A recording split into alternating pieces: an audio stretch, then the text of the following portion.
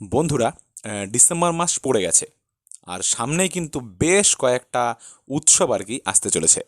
তার মধ্যে অন্যতম হচ্ছে ক্রিসমাস বা বড়দিন, এবং তার কদিন পরেই কিন্তু নতুন বছরের শুরু।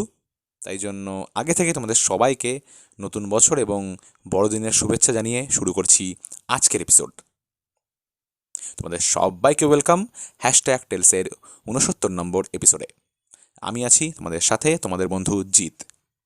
এবং আজকে যে ভূতের গল্পটা তোমাদের শোনাবো, গল্পটার নাম হলো প্রেতের অপেক্ষা।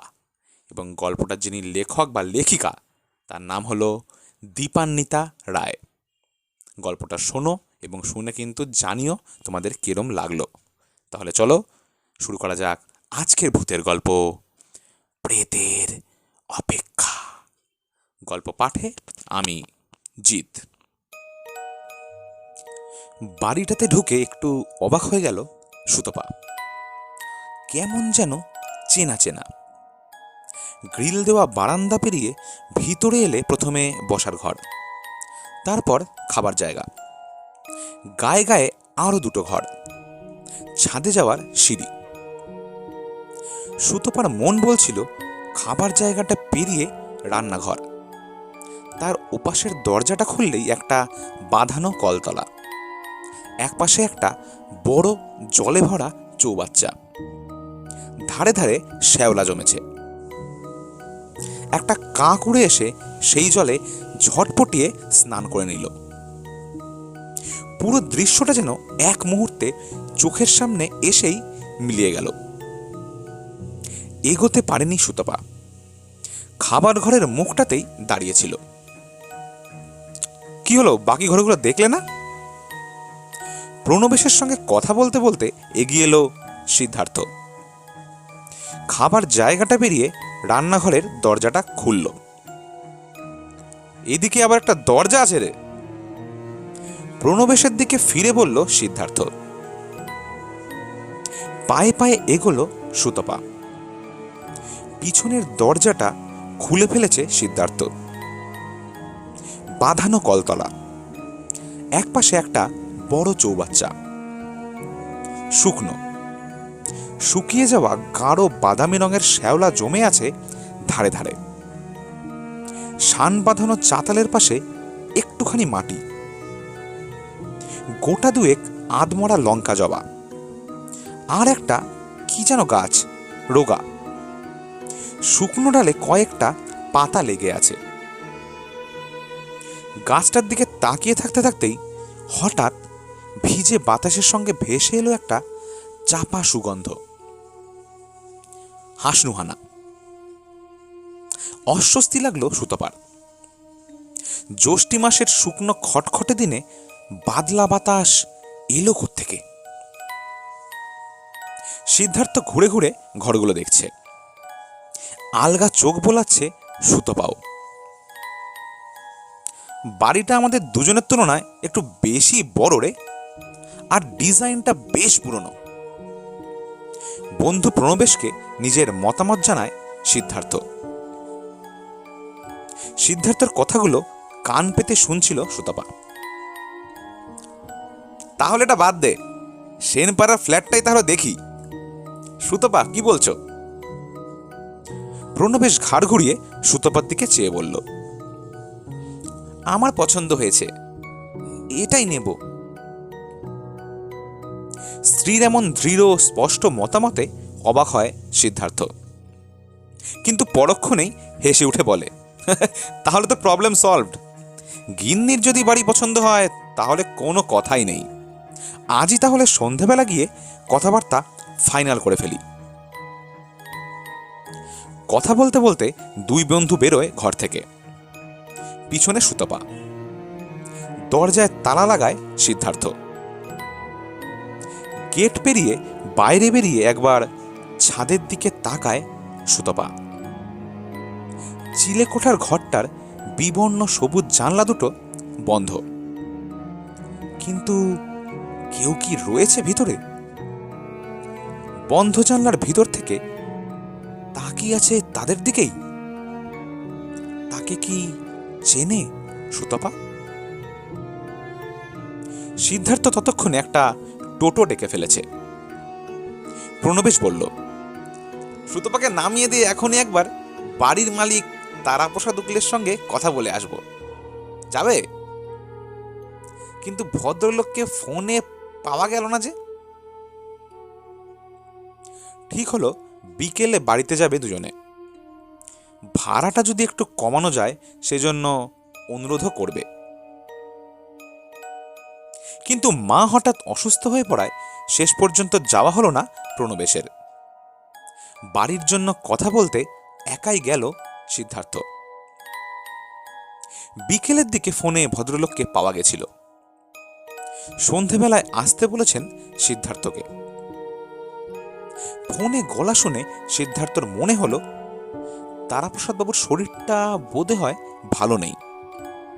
গলাটা কেমন যেন বসা বসা, কথা বলছেনও নিচু স্বরে।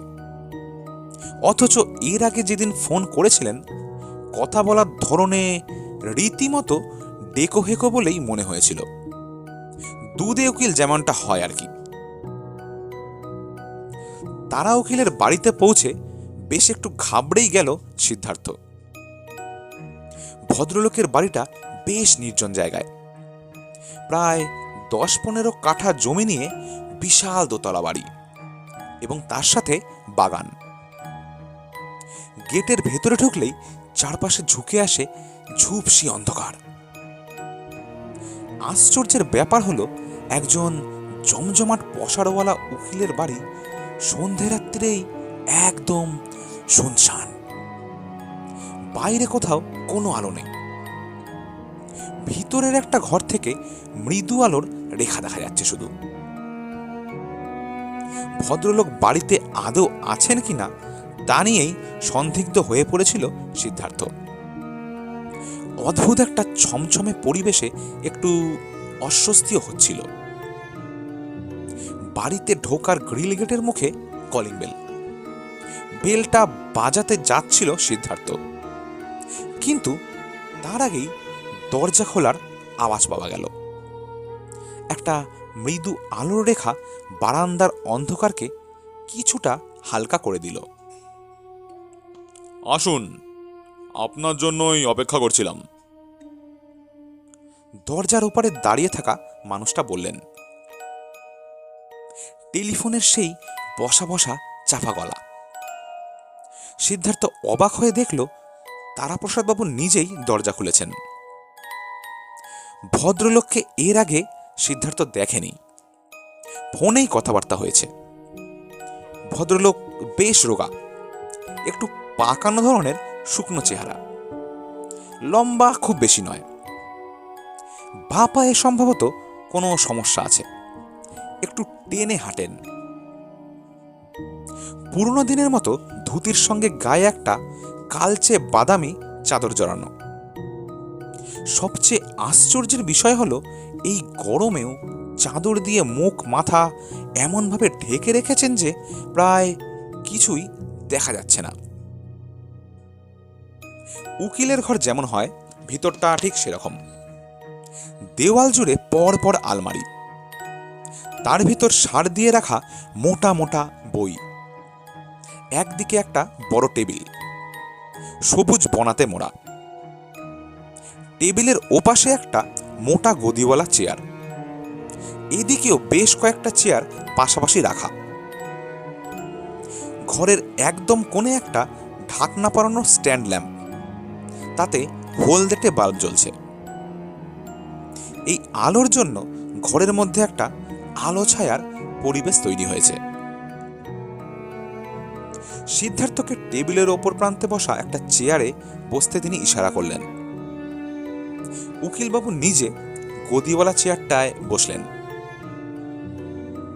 তারপর পাশের ড্রয়ার থেকে একটা কাগজ বের করে এগিয়ে দিলেন সিদ্ধার্থর দিকে। বাড়ি ভাড়ার কন্ট্রাক্ট পেপার। সিদ্ধার্থ ফোনেই জানিয়েছিল যে বাড়ি তার পছন্দ হয়েছে। তাহলে এবার কন্ট্রাক্ট সই করে পাকাপাকি চুক্তি করতে হবে। কাগজটা নিজের দিকে টেনে নিয়েও একটু ইতস্তত করল সিদ্ধার্থ। না মানে বাড়ি আমাদের পছন্দ হয়েছে ঠিকই, কিন্তু আসলে পড়ে দেখে নিন। গদিওয়ালা চেয়ার থেকে বসা গলায় হুকুম হলো। বাধ্য হয়েই চুক্তিপত্রটা তুলে নিয়ে চোখ বোলাতে গিয়ে চমকে ওঠে সিদ্ধার্থ। বাড়ি ভাড়ার অঙ্কটা তাকে যা বলা হয়েছিল তার থেকে ঠিক 500 টাকা কম। ভীষণ খুশি হয়ে তাড়াহুড়ো করে সই করে ফেলল সিদ্ধার্থ। তারপর নিজের কপিটা নিয়ে অন্যটা ফেরত দেওয়ার সময় বেশ আপ্লুত গলায় ধন্যবাদ দিতে গিয়ে বুকটা কেঁপে উঠল সিদ্ধার্থর। চাদরের নিচ থেকে দুটো চোখ স্থির দৃষ্টিতে তার দিকে তাকিয়ে আছে। দেখে মনে হচ্ছে যেন চোখের পিছনে দু টুকরো জ্বলন্ত কাঠ কয়লা যেন কেউ খুঁজে দিয়েছে। দুদিন হলো নতুন বাড়িতে চলে এসেছে সুতপাড়া। এই দুদিন জিনিসপত্র গোছাতেই কেটে গেছে। বাড়ি বদলানোর জন্য একদিন ছুটি নিয়েছিল সিদ্ধার্থ।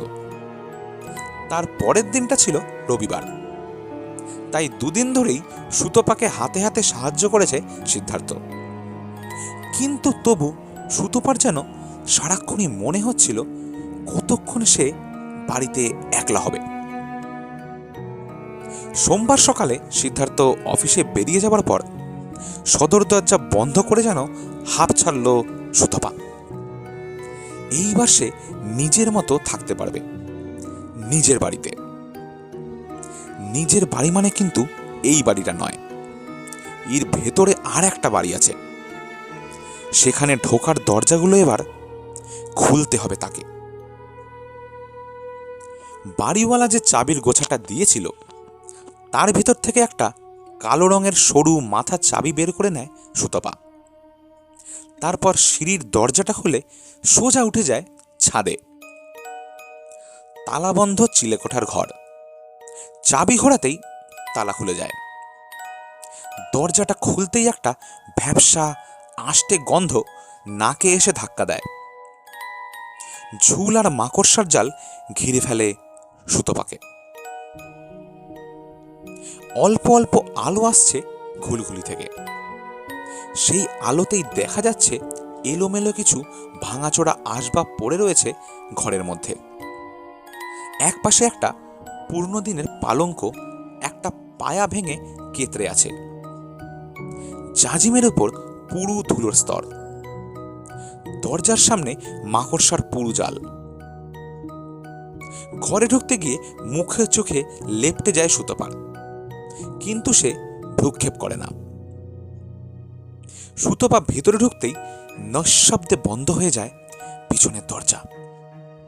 তারপর আস্তে আস্তে বদলে যেতে থাকে ঘরটা। একটা সুড়ঙ্গ।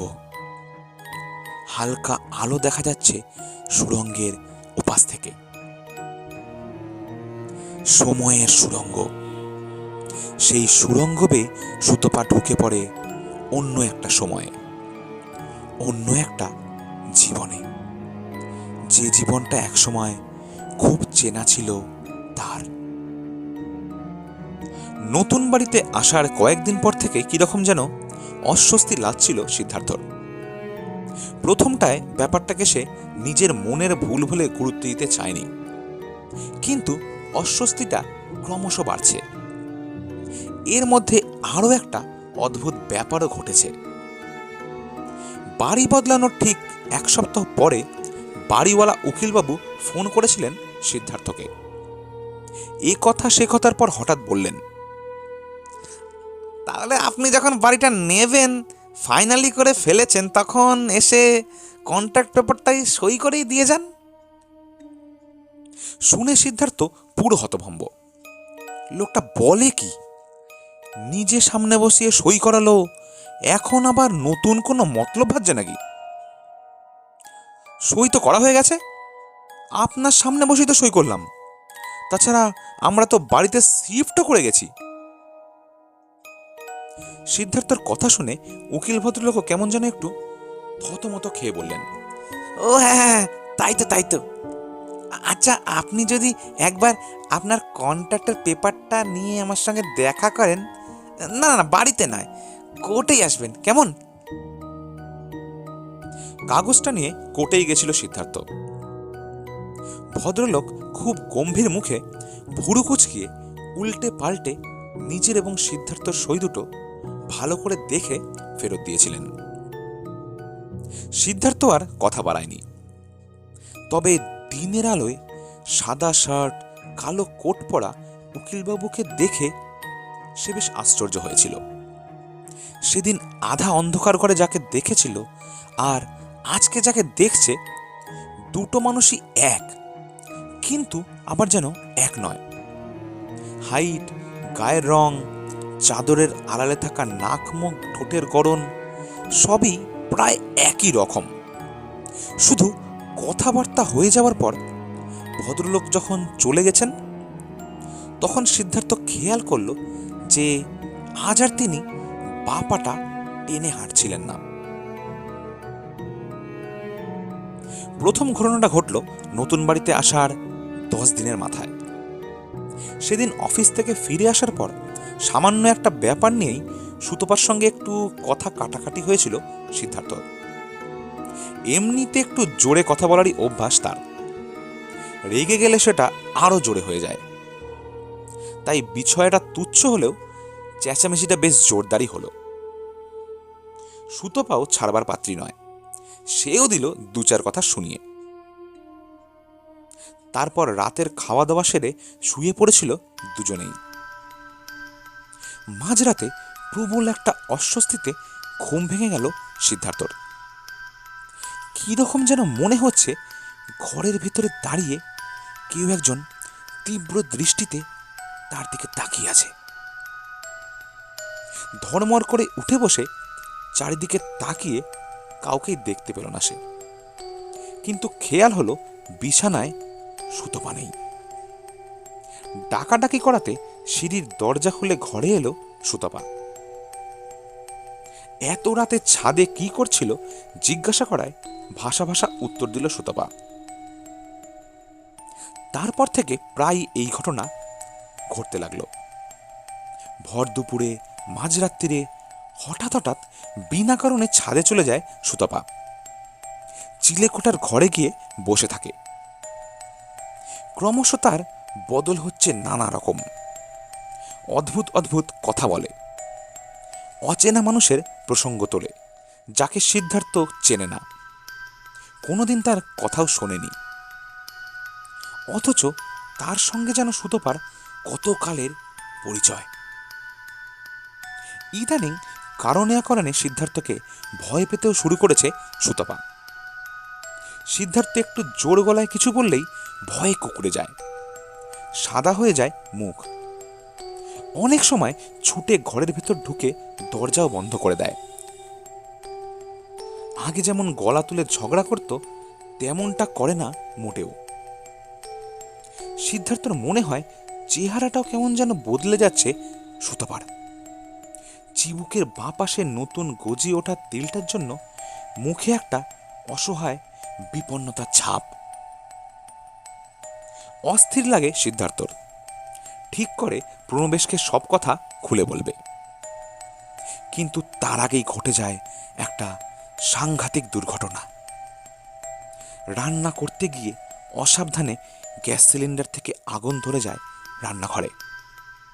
স্ত্রীর চিৎকারে শুনে দৌড়ে এসে সিদ্ধার্থ দেখে আগুনের লেলিহান শিখা প্রায় ঘিরে ফেলেছে সুতপাকে। কোনো রকমে নিজের প্রাণ বিপন্ন করে বউকে আগুনের বাইরে আনে সিদ্ধার্থ। তারপর প্রাণপণে তাকে কোলে নিয়ে ছোটে হাসপাতালে। 7 দিন জমে মানুষের টানাটানির পর সুস্থ হয় সুতপা। আরও 7 দিন পরে প্রণবেশ আর সিদ্ধার্থ তাকে বাড়ি নিয়ে আসে। বাড়ি ফিরে সিদ্ধার্থ প্রণবেশকে বলে, এ বাড়িটা অপয়া প্রণব, এখানে থাকবো না, তুই অন্য বাড়ি দেখ। ঠিক আছে, আমি দেখছি, চিন্তা করিস না। বন্ধুর মনের অবস্থা বুঝে সাড়া দেয় প্রণবেশও। প্রণবেশ বেরিয়ে গেছে। সুতপা নিজের ঘরে ঘুমোচ্ছে। সিদ্ধার্থ ওষুধপত্র গুছিয়ে রাখছিল। হঠাৎ কিরকম একটা অস্বস্তিতে চমকে উঠে সিদ্ধার্থ দেখে দরজার সামনে দাঁড়িয়ে আছেন তারাপ্রসাদ উকিল। ঠিক আগের দিনের মতোই ধুতি আর চাদর পরা। চাদরের নিচে জলজলে দুই চোখ। কিন্তু প্রণবেশ বেরিয়ে যাওয়ার পর দরজাটা তো বন্ধ করেছিল সে। কথাটা ভাবতে ভাবতেই সিদ্ধার্থ খেয়াল করে তারা উকিল তার সামনে দাঁড়িয়ে আছেন ঠিকই, কিন্তু তার পা মাটিতে ঠেকে নেই। লোকটা যেন শূন্যে ভাসছে। ভয়ে হাত পা ঠান্ডা হয়ে যায় সিদ্ধার্থর, গলা শুকিয়ে কাঠ। তার দিকে স্থির দৃষ্টিতে তাকিয়ে তারা উকিল বলেন, ভয় পেও না সিদ্ধার্থ, আমি তারাপ্রসাদ নই, আমি তারার কাকা কামাখ্যা প্রসাদ। এই বাড়িটা আমারই ছিল। আমার মৃত্যুর পর আর কোনো ওয়ারিশান ছিল না বলে তারাপ্রসাদ বাড়িটা পেয়েছে। আসলে মুন্নি মারা যাওয়ার পর আমার তো আর কেউ ছিল না। মুন্নি আমার একমাত্র মেয়ে। ওর টানেই আমি মৃত্যুর পরেও এই পৃথিবীর বায়ুমণ্ডলেই থেকে গেছিলাম। সারাক্ষণ শুধু ওকেই খুঁজে বেড়াতাম। তারপর যেদিন তোমরা এই বাড়ি দেখতে এলে, সেদিন সুতপাকে দেখেই আমি চিনতে পারলাম যে ওই হচ্ছে মুন্নি। তখনই আমি ঠিক করে ফেলি, যেমন করে হোক তোমাদের এই বাড়িতে আমি নিয়ে আসব। আমার প্রেত শক্তির সাহায্য নিয়েই আমি সেদিন তোমার সঙ্গে কথা বলেছিলাম। তোমার কিংবা তারাপ্রসাদের কিছু করার ছিল না। তোমরা এ বাড়িতে আসার পর আমি ঠিক করেছিলাম মুন্নিকে আবার আমি ফিরিয়ে আনব। তাই সুতপা একটু একটু করে বদলে ভীতু ভালো মানুষ মুন্নি হয়ে যাচ্ছিল। তোমাকেও ভয় পেতে শুরু করেছিল। অল্প বয়সে বিয়ে দিয়েছিলাম মেয়ের।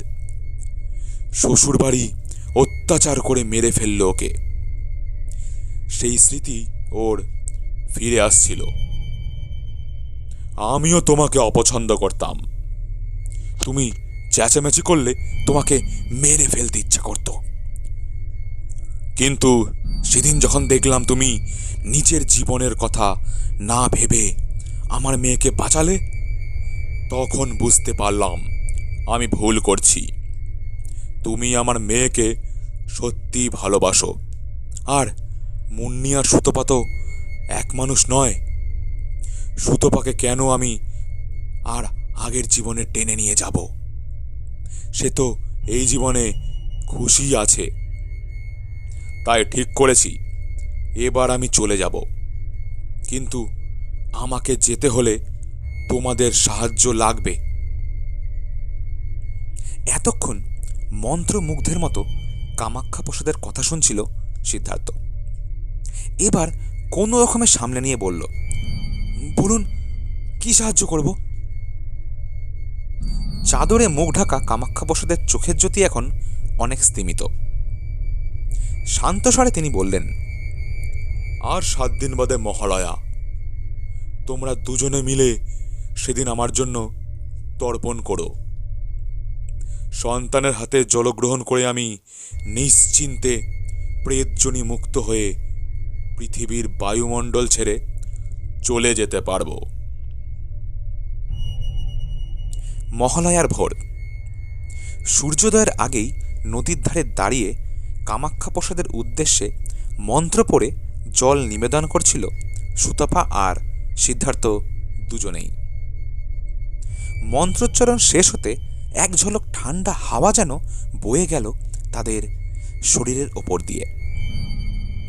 সুতপা বুঝতে পারল চলে যাওয়ার আগে সন্তানকে শেষবারের মতো আশীর্বাদ করলেন কামাখ্যা প্রসাদ। তার চোখ দিয়ে জল গড়িয়ে এলো। বন্ধুরা, শুনছিলে আজকের গল্প প্রেতের অপেক্ষা বা লেখিকা দীপান্বিতা রায়। গল্পটা কেমন লাগলো অবশ্যই কিন্তু জানিও আমাদের তোমাদের মতামতের মাধ্যমে। আমরা অপেক্ষা করে থাকবো তোমাদের মতামতের জন্য, তোমাদের মতামত পাওয়ার আশায়। আর গল্পটা যদি তোমাদের ভালো লেগে থাকে অবশ্যই লাইক করো, যতটা পারো শেয়ার করো সবার সাথে, যাতে সবাই গল্পটা শুনে এনজয় করতে পারে। এবং অবশ্যই অবশ্যই আমাদের চ্যানেলটা সাবস্ক্রাইব করে দিও। সাবস্ক্রাইব করার পরে নোটিফিকেশানটাকে অন করে দিও বেল বাটন প্রেস করে, যাতে আমাদের এপিসোড এলেই সঙ্গে সঙ্গে তোমরা নোটিফিকেশান পেয়ে যাও। এবং বন্ধুরা, আরও একটা কথা, তোমাদের কারোর কাছে যদি কোনো রকমের ঘটনা থাকে, তোমাদের নিজেদের জীবনের ঘটে যাওয়া কোনো ঘটনা হোক বা কারোর কাছ থেকে শোনা বা জানা কোনো ঘটনা হোক, কোনো মজার ঘটনা হোক, কোনো ভুতুড়ে ঘটনা হোক বা যে রকমেরই ঘটনা হোক না কেন, তোমরা যদি চাও সেই ঘটনা আমাদের সাথে শেয়ার করতে পারো ইমেলের মাধ্যমে। ডেসক্রিপশন বক্সে আমাদের ইমেল আইডি দেওয়া আছে। তোমাদের শেয়ার করা সেই ঘটনা আমরা অবশ্যই #টেলসে পড়ে শোনাবো। বন্ধুরা, তাহলে আজকের এপিসোড এখানেই শেষ করছি। দেখা হবে তোমাদের সাথে নেক্সট এপিসোডে আরও একটা ভূতের গল্প নিয়ে। সবাই ভালো থেকো, সুস্থ থেকো এবং শুনতে থাকো #টেলস।